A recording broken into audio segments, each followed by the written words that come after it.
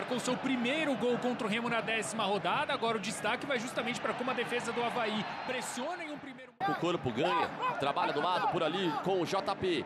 Tentou passe por dentro, caiu bem no Marquinhos Gabriel. Sem bola, se porta num 5-4-1. Agora, a grande diferença é quando a bola bate no corredor direito. Quem baixa é o Baggio. No CRB, melhor dizendo, vence a primeira pressão do Avaí, o Avaí baixa, fica num 4-4-2. E aí o detalhe vai justamente para essa recomposição do Aleph Manga. Em Brasil, é uma produção que mostra o trabalho do ídolo fora de quadra.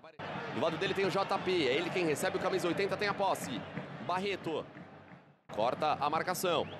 Tenta recuperar o Avaí, estica bem a perna JP. Marquinhos Gabriel conserta. Tudo do lado de lá, a bola vai chegar no JP.